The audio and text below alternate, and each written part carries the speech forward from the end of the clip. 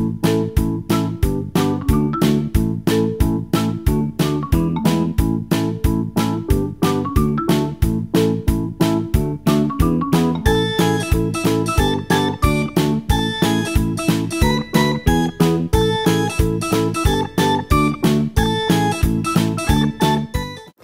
morning, guys! I'm preparing na my almondigas. Ulit ng bowl ko. Wala kang malaking bowl eh. Okay, nahiwa ko na yung sibuyas. Let's put sibuyas. Medyo late ako bumangon. Magna 9 o'clock na ako bumangon. It's now 9:20. Kaya nagmamadali ako. Kasi matrabaho pa to. Paprituhin pa to, diba? Kaya panlasang Pinoy, hindi niya pinrito. Pero ako gusto ko prituhin. Nakatawa kay Ann, pinrito niya. Alam niyo naman ako, lahat. Gusto ko piniprito. Anyways, good morning. Happy Tuesday. My gosh. Today's agenda is to start packing. At least man lang 50% magawa ako today. Natamad ako talaga. Sinampay ko. Anyway, so, yeah. Magluto muna ang lala niya. Good morning! Yay! I'm done cooking. Parang isang bundle lang ng mismo yung nilagay ko. Hindi ko alam kung if I should put more or tama na yan. Pero, tama na yan. Yay! I'm happy. This is my first attempt to try this. To cook this. Pero hindi naman siya ganun kahirap. So, there's nothing to be proud about. Ayun. So, finally done cooking. And actually, sinisimmer ko na lang. Tapos, grabe multitasking ko kanina. Nagluluto ng lunch, ng breakfast. Pinapakain ko sila dun sa loob. Kasi naliligo si daddy. Patakbo-takbo ako. So, nagkaktak pawis.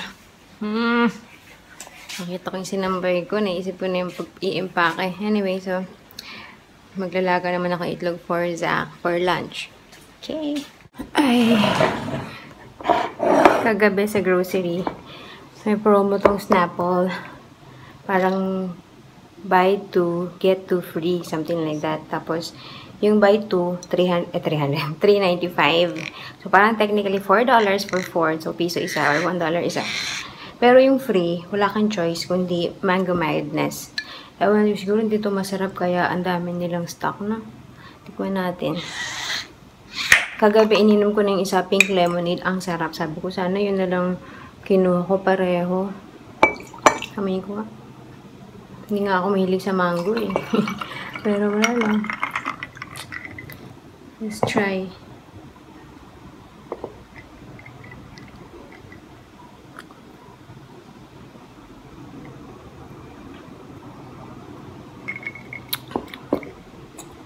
Come on. Not bad. Sarapan, lamig. So, yan. Patry ko si Zeb. What do you want? Hi! Nagpatugtog kasi ako ng spot. May nag-like dun sa Instagram ko nung gumawa kami ng Musical.ly. Ba't gumaganon ako? Musical.ly talaga yun. Ng dessert. Tapos nakita ni Zeb. Sumasaya. So, nag-play ako sa Spotify ko nung dessert. What do you want? You want to dance? What music do you want? Oh, you get the cell phone. Here. There. What do you want? Dance? Can I see? Hindi ko alam kung anong pipiliin ko. Anong pinapagawa niya sa akin sa cellphone. Dito ako nagpatugtog sa cellphone ko.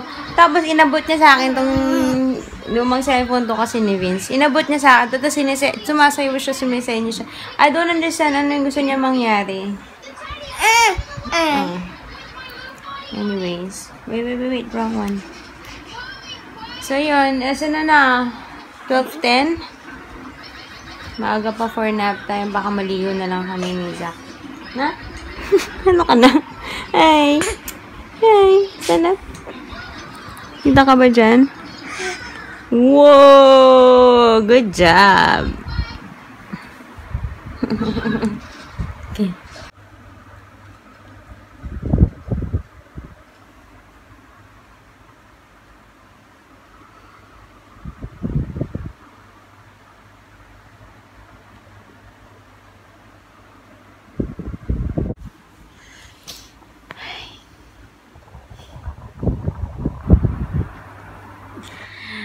Nasaan ang sinasabi mo mag-i-impake ka? Nasaan?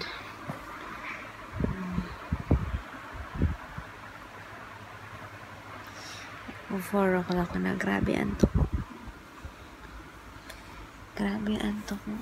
Hindi ko mapigilan. Ito nga kanina pagising, naglalaro lang siya ng bola-bola dyan. Hinayaan niya kami matulog ni Kuya. Tapos nung nakita niya na ako nakadilat, nakasmile siya, lapit siya sa akin, nakasmile. Tapos, ayan, kung sa dibdib.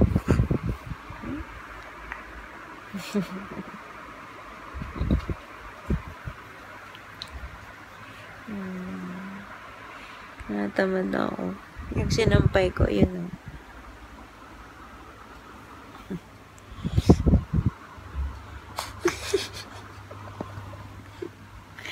Natamad ako. Gusto ko pa matulog.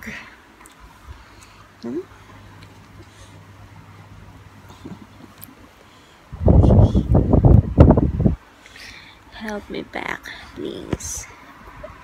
Help. I need help.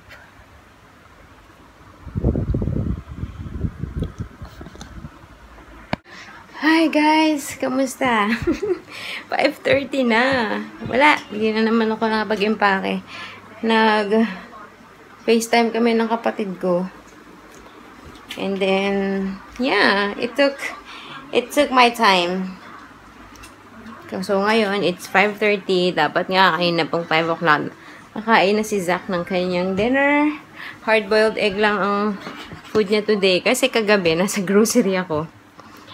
Nag-isip ako. Sabi ko, anong kakainin ni Zach? So, mag-iisip ako, tapos nadidistract ako ng nakikita ko. Tapos, maalala ko naman, nadidistract ako. Tapos, hanggang sa nakapunta na ako sa cashier. Nung malapit na ako kagabi sa bahay, saka ako naalala, hindi ako nakabili ng something for Zach. So, buti na lang, may isa pang itlog. Yan ang kanyang dinner for today. So, yes, let's do this.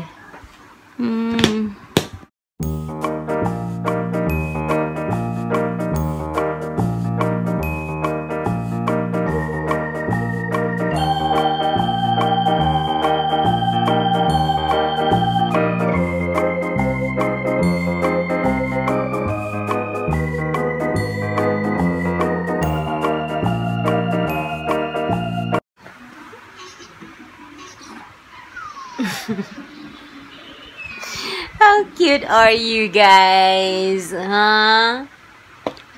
We're eating. Almost done na. Dami naman nakain ni Zeb. He likes my almondigas. Almondigas. Uh-oh. Uh-oh. Wala talagang makakapagpigil kay Zach na tumayo ng tumayo dito sa edge ng bed na to. Anyways, ano oras na ba? 7:30-ish. And pauwi na si Daddy. Hindi kami lumabas. Natamad na ako. Grabe, oh. Yung tutupiin ko, nandiyan pa din sila. Nakakatamad.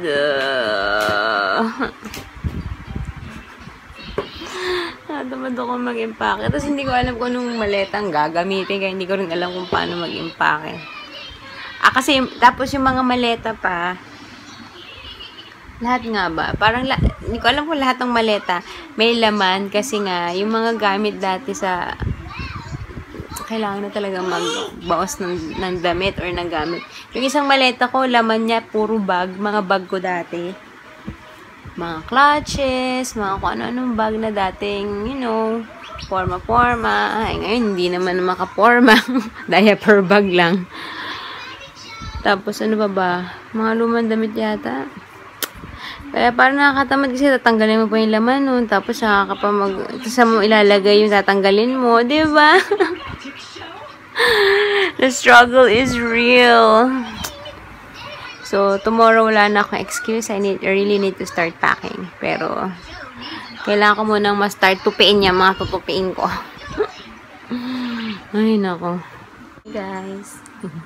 Halos kakatapos ko lang paliguan si Seb. Mag-8:30 na. And habang pinaliliguan ko si Zeb, si Zach naman, nakatulog. Power nap lang yan. I don't think it's the real sleep. Pero hopefully, kung power nap man yan, ay hindi kami mapuyat mamaya. Or mahirapan patulugin siya ng totoong tulog. Anyway, sa aga niya kasi nagising from the nap. Kaya yan, antok na antok. Anyway, so, actually, feeling ko may matitira from today. May matitira for tomorrow. Pero I'm not sure if kung yung matitira it would be enough for lunch and dinner. So, hintay ko matapos si Daddy kumain. Then, I'm gonna go to the grocery. Kailangan na rin ni Zeb ng gatas. So, yun. Wala na naman naganap sa akin. Yung tutubian ko na naman pa din. Siguro kung nasasalita lang sila, sabi niya, hindi kami nagmarunong magtupi ng sarili namin. Naka. Uy, look. Oh, what happened to your face? Look, it's all white. Hi guys! Grabe, magna 9:30 na. Kailangan ko lumabas. Sakit ang ulo ko. Yeah, si Daddy, hindi daw siya papasok bukas. I knew it. Hindi, actually, sabi ko dati, diba, for sure, the day before na alis namin, hindi siya papasok. Pero, this time, actually, yun din yung plano niya. Huwag pumasok ng Thursday, kaso meron daw silang team dinner na naman. Kaya, hindi siya pwedeng hindi pumasok. So, bukas daw siya absent. Anyway, hindi naman ako magluluto bukas. May natira pa. May natira pang ulam. Pero hindi siya enough hanggang dinner. So, pero sabi ni Daddy, wag na daw ako magluto. Pero pupunta ako ng grocery to buy milk. Tsaka gusto ko bumili ng iced lemon tea dun sa hawker. Sa ulo ko, bakit? Tapos na nga. I mean, usually sumasakit ng ulo ko kapag parating pa lang ang aking period. Pero, I don't know why. Anyway, see you later. Hi guys! I'm back home. It's 9:55. And yeah, gatas na binili ko. Tsaka cauliflower for tomorrow's Zach's food. So yeah, mag-good night na ako guys. I don't think tulog na si Zeb. Pero matahimik sa kwarto. So, anyway, thanks for watching guys. I'll see you tomorrow. Bye! Yung totoo, nagsampay lang ba ako or nag-gym ako?